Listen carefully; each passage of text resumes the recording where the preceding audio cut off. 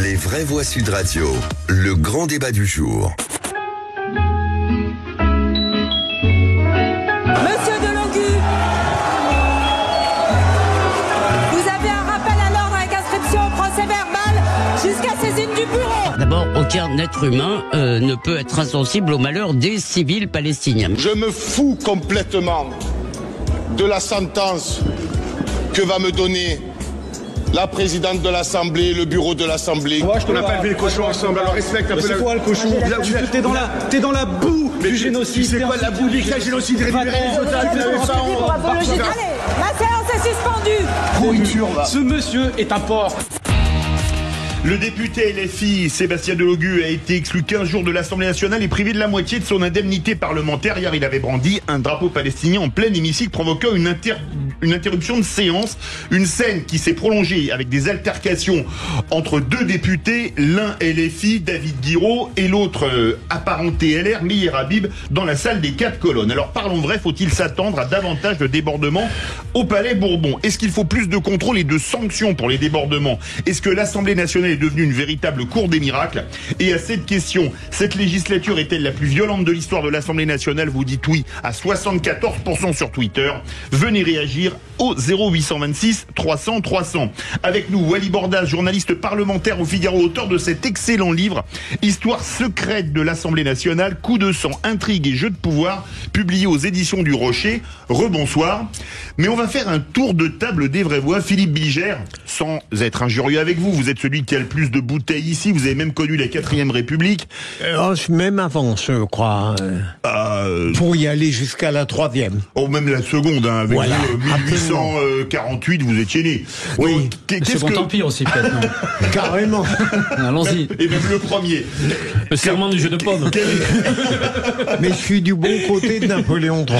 Quelle est votre approche? Comment est-ce que vous voyez les choses? On m'a beaucoup dit, et je crois que c'est vrai dans l'histoire parlementaire, que ça n'est pas d'aujourd'hui qu'il y a des conflits, des disputes, des empoignades, des grossièretés à l'Assemblée nationale ou dans sa périphérie. Ce qui me semble nouveau aujourd'hui, tout de même, c'est d'abord l'intensité de ceci dans une partie de l'Assemblée, parlons net du côté surtout de LFI, et deuxième élément, c'est le fait que ces grossièretés, ces violences, ces indécences sont commises avec une sorte d'innocence absolue, comme si ces auteurs n'avaient même pas la moindre référence éthique. Je suis frappé de voir à quel point on s'abandonne avec une totale volupté à des déjections, à des interjections, à des intimidations et à des violences qui sont absolument scandaleuses, et les auteurs eux-mêmes semblent en être très fiers. Olivier D'Artigol. Nous constatons, et nous en sommes navrés, que nous ne vivons pas de grands moments parlementaires. Malheureusement. Ça donne une image déplorable. Avant, il y avait une forme de sélection, un cursus honorum dans les partis, qui faisait que pour aller jusqu'à une candidature, il y avait, j'ai envie de dire, une sélection qui s'opérait. Aujourd'hui, on est face à des générations de TikTok, parfois très peu conscientisées d'ailleurs politiquement. Il y a eu parfois des moments rugueux à l'Assemblée nationale. Quand un Jean Jaurès, lui, le Pacifique, va en duel face à Paul Déroulède, c'est parce qu'il y a eu des moments de tension. Le dernier duel, c'est Gaston Defferre qui avait dit abruti à un député Ribière gaulliste. Ça s'était terminé sur le pré, là, à l'épée. Et pour la petite anecdote, Ribière avait son mariage le lendemain, et Gaston Defferre avait dit: je vais le toucher aux attributs, comme ça il n'aura pas une bonne nuit de noces. Jean-Michel Fauvergue, la seule vraie voix qui ait été député. Oui, moi j'étais député à la précédente législature où ça bougeait déjà, et on voyait déjà cette évolution-là, qui était une mauvaise évolution.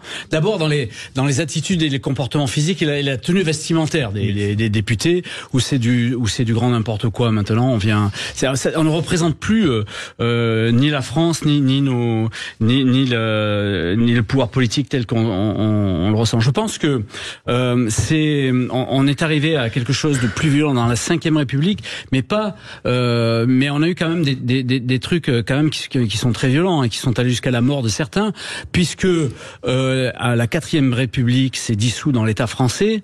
La 3e s'est dissoute dans l'État français. La 3e République s'est dissoute dans l'État français. Vous avez raison. Oui. Et avec des dénonciations de Léon Blum en particulier, de Mandel, le juif Mandel, souvenez-vous. Sous la 3e, c'était violent. Hein. Par Jacques Duclos pendant l'occupation, et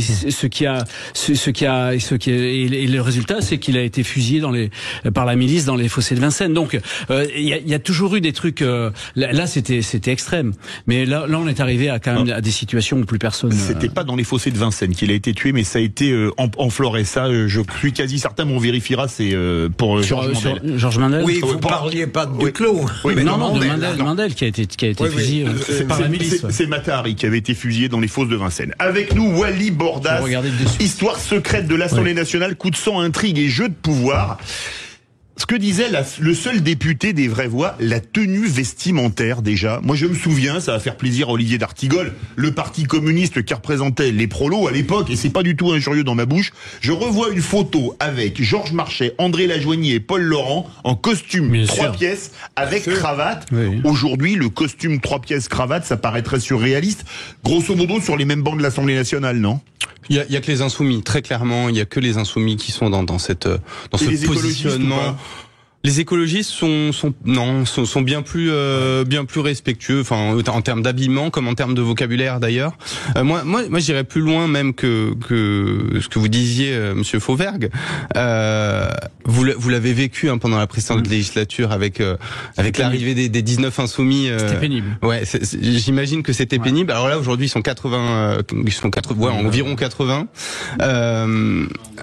En gros, ce qu'on remarque quand on fouille un peu dans les archives parlementaires, c'est que la violence elle a toujours existé. Il y a eu des bagarres générales, il y a eu des duels à l'épée. Vous l'avez évoqué.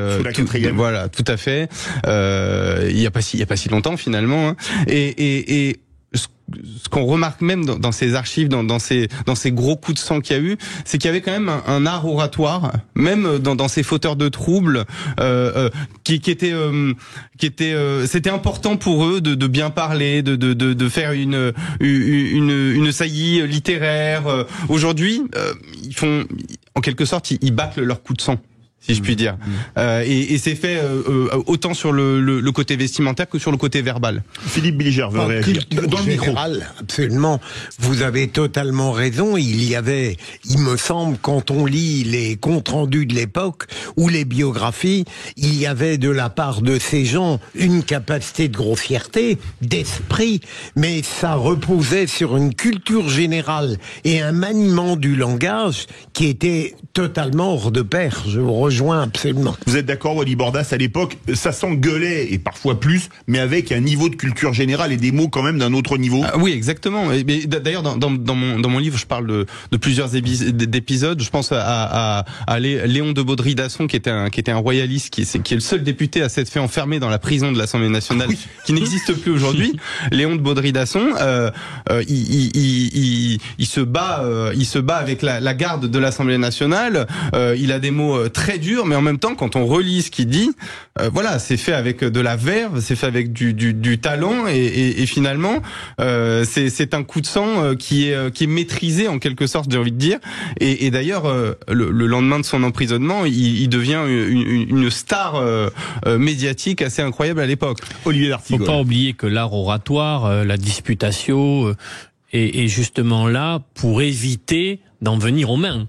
C'est-à-dire que c'est le moyen qu'ont trouvé nos démocraties, et tant mieux pour purger le débat et la conflictualité. Mais question, est-ce que aussi l'Assemblée n'est pas devenue un peu à l'image de notre société ? où de fait nous retrouvons dans l'hémicycle des choses que nous subissons à l'échelle de la société, des gens qui n'arrivent plus à discuter, à débattre, à créer, si ce n'est du consensus, au moins une capacité à aller vers de l'altérité, à aller chercher chez l'autre ce qui peut. Nous n'avons, y compris, pas beaucoup ça aujourd'hui dans la société qui est à cran, qui est une cocotte minute. Et votre question me fait me poser une question. Est-ce que ça n'est pas nécessaire? Et je regardais hier les échanges horribles entre David Guiraud et Meyer Habib. Et je me disais que les images qu'on voyait dans la rue étaient moins violentes que celles que l'on voit à l'Assemblée nationale. Moi, j'étais présent en plus à l'Assemblée hier. Il y avait vraiment une violence, une tension physique assez impressionnante, qui, j'ai l'impression... Vous avez pensé que ça pourrait en venir aux mains? Ah oui, moi je pensais très sincèrement que ça allait se terminer en bagarre. Et je me pose la question de est-ce que cette violence verbale vécue à l'Assemblée ne canalise pas en quelque sorte celle qui pourrait avoir lieu dans la rue. Jean-Michel Fauvergue, avec qui il fallait surtout pas en venir aux mains comme ancien patron du RAID. Oui, enfin ça peut. J'ai été, comme député, admirateur des discours de Mélenchon, qui est un orateur extraordinaire. Il disait beaucoup de bêtises, mais il les disait bien. Alors quand on arrive à faire la part entre le fond et la forme, on se régale. Moi, je me régalais à l'écouter et à tourner ses arguments dans le sens où mais malheureusement, il dit beaucoup de bêtises et puis ça a dégénéré. Il a dégénéré au fur et à mesure. Et moi, j'étais venu à l'Assemblée nationale aussi pour voir ce spectacle-là et en tant que député. Et j'ai été très déçu effectivement. Et je pense que maintenant, on a une représentation la plus mauvaise qu'on puisse avoir, mais c'est la question que je vous pose. Est-ce que c'est pas le fait aussi à un certain moment d'introduire ces réseaux sociaux, est-ce que avant ce qui se passait à l'Assemblée nationale était moins vu par le public extérieur? Là, on est dans un grand théâtre permanent, mais un théâtre qui fait plus rigoler personne. Ça, c'est la première chose.